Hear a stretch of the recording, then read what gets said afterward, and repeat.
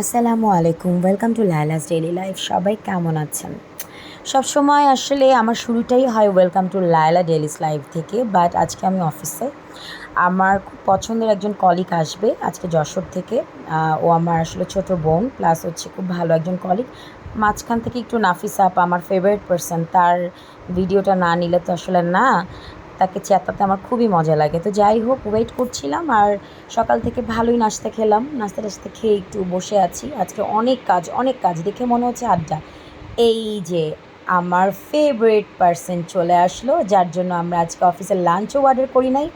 খুবই খুবই খুবই খুবই খুবই আদরের ছোট বোন, এবং পাশে আমার আরেকটা কিউট বোন, ছোট্ট একটা বোন, ফাতেমা।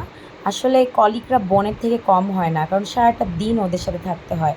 তো যাই হোক, সিক্রেট রেসিপিতে আমরা চলে আসলাম। ও যেহেতু যশোর থেকে এসছে, যশোরে আমাদের আরেকটা অফিস, সো ঢাকার অফিসে এসছে। সো আমি চিন্তা করলাম না, আমরা আসলে সিক্রেট রেসিপিতেই যাব এবং একটু ইয়ামি টাইপের খাবার দাবার খাবো। তো আমরা অনেক আড্ডা, অনেক হাসাহাসি এতদিন পরে পেলে কার না ভালো লাগে বলেন তো? আর এরকম একটা বন্ডিং আসলে অনেক ভাগ্যক্রমে পাওয়া যায়। ওর হাতে নেল পলিশগুলো এত সুন্দর লাগছিল। তো আমার আবার খুব অ্যাপ্রিসিয়েট করার অভ্যাস আছে। সো কোকগুলো আগে ফার্স্টে আমরা দিয়ে দিতে বললাম। আসলে এটা ভুল করেছি, ফার্স্টে কোকটা না খেয়ে ফার্স্টে খাবারটা দিয়ে দিতে বলা উচিত ছিল, কারণ কোক খেতে খেতে দেখা যায় পেট ভরে যায়। তো যাই হোক, ফাঁক দিয়ে আমি একটু আমার নিজের একটু স্ন্যাপ না নিলে তো হয়ই না। আবার একটু খাচ্ছিও আর ওদের সাথে আড্ডা দিচ্ছি, গল্প করছি। অনেক মজার গল্প, অনেক। তিনজন মেয়ে বসলে আসলে কি গল্প মাত্র 30 মিনিটস ব্রেকে শেষ হয়? তো যাই হোক, আমরা আসলে অফিস থেকে 45 মিনিটসের জন্য বের হয়ে গিয়েছিলাম। ফাতেমাকে বললাম একটু হাই দিয়ে দে। তো যাই হোক, উই আর ভেরি হ্যাপি। এই যে আমার ফুড, ফার্স্ট একটা ফুড চলে আসলো। এটা আমার কাছে দেখতে খুবই মজা লেগেছিল। চিজ দিয়ে, বিফ দিয়ে ভরা ছিল আর ফ্রেঞ্চ ফ্রাইসেস ছিল। Oh my god, it's looks yummy and it's taste also yummy. So খেতে খুবই খুবই ওই যে পড়ে গেল, মানে এত মজা লাগছিল খেতে, মানে বলার মতো না। তো যাই হোক, আমার মানে যেহেতু পিকচার দেখে ভালো লেগেছে, সো আমি উইনার আর কি। কখনো অনেক কিছু আছে পিকচার দেখে ভালো লাগে বাট খেতে মজা লাগে না, বাট আমার কাছে বেশ ইয়ামি লাগলো। তো যাই হোক, আর বাকি খাবারগুলো আসতে একটু টাইম লাগবে বলেছিল। তো ততক্ষণে আমরা একটু গল্প করে আড্ডা আড্ডা দিয়ে নিচ্ছিলাম। আমাদের কথার তো আসলে শেষ নাই, কথা আর কথা। কারণ অনেক দিন পর আসলে ওকে পেয়েছি। সো ফাতেমা, ওর আইটেমগুলো একটু ডিফারেন্ট। ও হচ্ছে স্টেক লাভার। সো স্টেকটা ওর আগের প্লেটারটা চলে এসেছে, রাইস উইথ ভেজিটেবলস উইথ হচ্ছে চিকেন স্টেক। সো ওই ওয়েট করছিল আমাদের ফুডটা আসলে একসাথে শুরু করবে। আচ্ছা, তো আমরা কথাবার্তা বলছি, পাশাপাশি ওয়েট করছি আমাদের ফুডটা কখন আসবে। সো এই যে আমাদের ফুডটা চলে আসলো। It's a really yummy foods.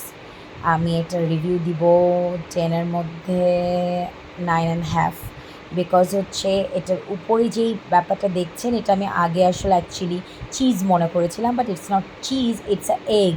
এগটাকে ওরা খুব সুন্দর করে মেশিনারিজ করে এভাবে করে আসলে ডেকোরেট করেছে, এবং ইটস রিয়েলি ইয়ামি। রাইসটা খুবই স্পাইসি ছিল, মজার ছিল।